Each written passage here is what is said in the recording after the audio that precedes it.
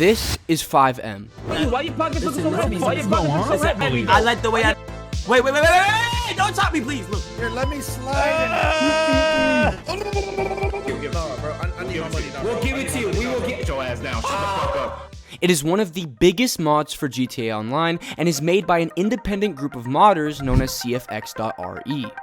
It offers custom servers, insanely detailed roleplaying, and tons of character customizations, which made the vanilla version of GTA Online look like a weak and boring custom server in comparison. It reached a point where FiveM was getting more players than GTA Online itself. And then poof, Rockstar shut it all down and permanently banned the modders behind it. But if we jump to the present day, not only is FiveM thriving, but Rockstar and CFX.RE are working together on GTA 5 and 6. You see, FiveM shouldn't exist today, but instead it's become part of the Rockstar franchise. So, how on earth did this happen? Okay, let's set the scene. April 2015, GTA 5 finally drops on PC. And let me tell you, the hype was unreal. Console players had been living it up in Los Santos for a couple of years, but for PC gamers, this was it. The ultimate sandbox, now with the potential for glorious graphics and, most importantly, mods. The PC modding community of GTA games has always existed since the GTA 3 days. I'm not really familiar with Vice City mods or GTA 3, but when I played San Andreas, modding was one of the best ways to play it. But when GTA 5 launched, creating breakthrough mods was tougher at first. It needed new tools specifically for the game, and it took time for modders to get the hang of it. Initially, you saw the fun, typical stuff. New car models, graphics enhancements, maybe a silly character skin. But that's the normal stuff for GTA games, and basically any other game, really. What's up? Can I get your better sub? Man, fuck you. I'll see you at work. And Rockstar themselves had a history of being relatively cool with single-player mods for their previous games. Their general policy was basically, do what you want with the single-player game, have fun, get creative, just don't mess with GTA Online. That was the golden rule. GTA Online was their baby, a massive revenue stream, and they needed to protect it from cheaters, hackers, and anything that could unbalance the game or give unfair advantages to players. But a dedicated crew of super smart modders, the folks who would eventually form the core of CFX.RE, saw potential far beyond just new paint jobs for cars in single player. What they had in mind was, what if you wanted to be a firefighter for real? Or run a completely player-owned car dealership with custom imported cars? Or engage in complex political intrigue as the mayor of Los Santos? That depth of player agency wasn't quite there in the official online mode, and that's what CFX wanted to change. But creating a platform this ambitious from scratch was a real challenge. This ambitious new project was started by a developer known as NTA, who, along with a team of passionate, open source contributors, had to build everything from the ground up. Their biggest obstacle was technology. Since they didn't have access to GTA 5's source code, they had to reverse engineer the entire game. A painstakingly slow process where every official update from Rockstar threatened to break their work. Despite all of this, NTA and his team managed to get it done surprisingly quickly, and it was ready and launched 31st of May 2015, just a month after GTA 5's launch. And so, FiveM was born. Initially, the platform was held back by the game's original networking system.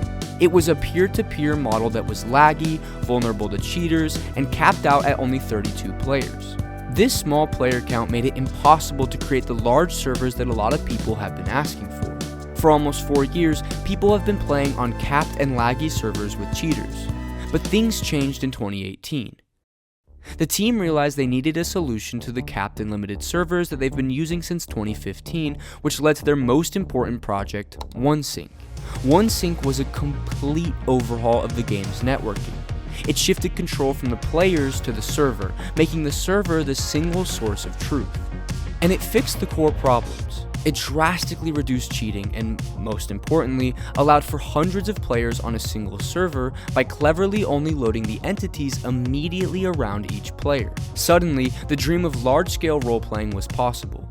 With the problem of scale solved, the team focused on giving creators the ultimate toolkit. They built a powerful system for custom asset streaming, allowing server owners to add unique cars, buildings, and clothing that made each world feel distinct. Furthermore, they supported multiple advanced scripting languages, giving developers the freedom to code almost anything they could imagine, from complex legal systems to intricate player-run businesses. All the things I've mentioned before. The magic of FiveM was that it allowed people to create and host their own dedicated servers, completely separate from the official GTA Online ecosystem. Imagine being able to boot up GTA 5 and instead of just joining Rockstar's world, you could browse a list of hundreds, even thousands of unique community-run worlds, each with its own theme, rules, and player base. You could join a server and literally live out a different life. One day you could be a beat cop in a super realistic Los Santos Police Department server. The next, you could be a hardened criminal trying to build an empire on a server with intricate gang warfare, secret drug labs, and high-stakes heists that required meticulous planning with your crew. The level of detail and dedication on some of these servers was mind-blowing. The degree of customization FiveM offered was insane, and no other mod could compare to it. Players could create detailed characters with unique appearances and personalities, join factions, and live out elaborate storylines that could go on for months, even years. This was the birth of the GTA RP phenomenon as we know it today, and it was all happening because of FiveM. People weren't just playing a game, they were living in it, co-creating these incredible narratives. The team behind it, including key figures like NTA Authority, were adamant that they weren't trying to step on Rockstar's toes.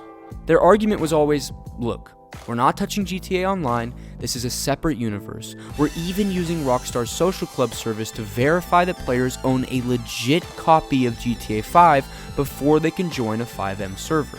So in their view, they were actually combating piracy for their own platform and keeping things above board, just offering a different flavor of multiplayer that Rockstar just wasn't providing. This dedication to a separate, seemingly legitimate experience made what happened next even more shocking and controversial.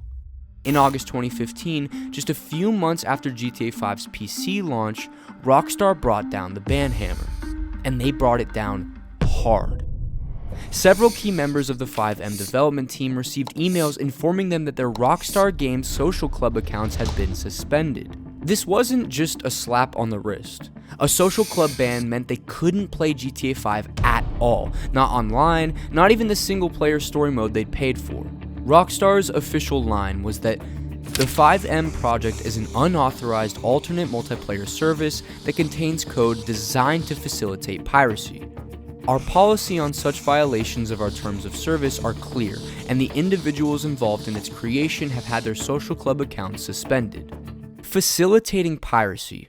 That was a serious accusation, and one that the FiveM devs forcefully denied. They argued their system was designed to prevent piracy by requiring game ownership. But from Rockstar's perspective, any unauthorized modification that hooked into their game files and online authentication systems, even for a separate client, was a potential threat. Take-Two Interactive, Rockstar's parent company, is famously protective of its intellectual property and takes a very hard line against anything it perceives as a threat to its revenue or control over its games. Perhaps they saw FiveM not as a harmless community project, but as something that could decrease the GTA Online player base.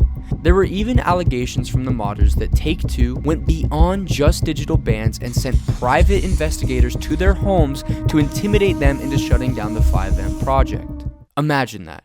You're a programmer, probably working from your bedroom, and suddenly there are PIs knocking on your door because of a game mod. That's heavy, and it shows how seriously the corporate side was taking this. The gaming community was, understandably, in an uproar.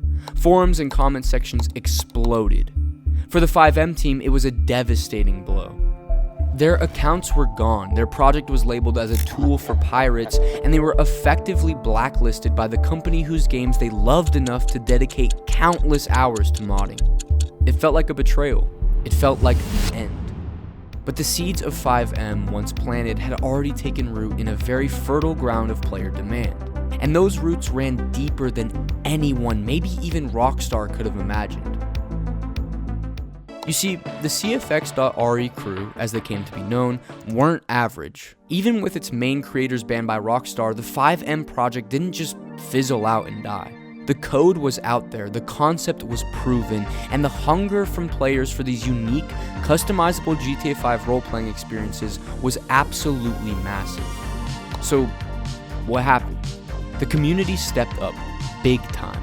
Passionate players, server owners, and even some of the original developers, reportedly working under different aliases, kept the FiveM project alive and kicking. They were essentially saying, fine, you don't want to support this, we'll do it ourselves. And man, did it take off. We're not talking about a small niche modding scene here. Between 2016 to 2023, FiveM absolutely exploded in popularity.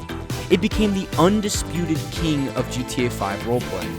Think about this. In April 2021, years after the ban, FiveM hit a staggering peak of 250,000 concurrent players on Steam. That's more people playing GTA 5 through FiveM than were playing the official base game on Steam at that time. Servers like NoPixel, for example, became household names in the GTA 5 community, creating these incredible ongoing narratives with dozens of creators all playing unique characters, from cops and criminals to paramedics, lawyers, and small business owners. It was also exploding on Twitch and undoubtedly made many viewers go out and buy GTA 5 just to try FiveM. However, running a platform of this scale without official support and constantly under the shadow of a potential shutdown by a gaming giant is a monumental task. There were the technical challenges of keeping the platform stable, updated, and secure, and it wasn't just technical stuff. There were also rumors of significant internal distress within the CFX-RE team itself as it grew and evolved. Despite these hurdles, the core FiveM experience, and later RedM for Red Dead Redemption 2, which brought the same custom server magic to the Wild West, continued to thrive. The team kept pushing, kept innovating. They were essentially doing the job that many players wished Rockstar would do, providing deep, customizable, community-focused multiplayer experiences. However, there was always this creeping anxiety that Rockstar could just shut it down for good. Every major GTA 5 update from Rockstar was met with concern. Would this be the one that finally killed FiveM for good? You have to imagine that over at Rockstar headquarters, some folks were watching all this with a mixture of frustration, confusion, and maybe, just maybe, a little bit of admiration. Here's this platform they tried to squash, not only surviving, but becoming a cornerstone of the GTA PC community. It was the elephant in the room, too big to ignore forever. Then, things started to subtly shift. Around November 2022, Rockstar quietly updated its official modding policy. While still firm on protecting GTA Online, the new wording seemed to be a bit more accommodating towards roleplay servers. Rockstar finally allowed the use of roleplay servers like FiveM and RedM so long as the servers are free and doesn't include paywalls, and doesn't interfere with GTA Online and the people playing in the official servers. It was a small change, but for the keen observers in the FiveM community, it felt like a glimmer of hope. The reasons were unclear, but it was the first significant sign that the ice might be thawing after nearly 8 years of a Cold War. The CFX-RE team and the FiveM community just kept their heads down and continued building their worlds, innovating and providing these incredible experiences. And then, the almost unthinkable occurred. After all those years of being outsiders, the rebels, the ones operating in the gray, a message came through. Not a threat, not a legal notice. It was an approach from Rockstar Games themselves. And they weren't talking about shutting FiveM down. They were talking about something else entirely. No one had any idea what was about to hit. Because on August 11, 2023, Rockstar Games drops an absolute bombshell. CFX.RE, the masterminds behind FiveM and RedM, yeah, the exact same crew they banned and shamed back in 2015, are now officially part of Rockstar Games. The modders once labeled outlaws were now on the Rockstar payroll. Rockstar's announcement was a complete flip, praising the excitement and new possibilities the CFX-RE community brought to their games. The deal, reportedly an acquisition worth around $20 million, brought the team in-house. CFX was understandably hyped, calling it a huge step forward to boost FiveM and RedM with Rockstar support. They were quick to say, "Don't ask us about the next GTA, our partnership is focused on FiveM and RedM." So, officially they're making the existing mod platforms even better, improve support, stability, and helping server owners. They're also cracking down on using real-world brands and mods, which totally makes sense now that they're legit. But let's be real. Rockstar doesn't just hire a team this legendary with this much know-how in building massive online worlds just for upkeep on a 10-year-old game's mods. The big question, what does this mean for GTA 6? Rockstar had reportedly been cooking up its own project since 2021, codenamed Rome, which stands for Rockstar Online Modding Engine. Think of Rome as potentially Rockstar's official, controlled way for players to create and share content in GTA 6. Maybe even an adult Roblox vibe, with new tools and ways to make money. Hiring the CFX team, even if they're not building Rome directly, gives Rockstar priceless insight into what makes these player-driven worlds explode in popularity. They get the team that already did it. Speaking of GTA 6, I made a video about why I think it will not be a positive, but instead destroy the gaming industry. If you want to know why, then click here.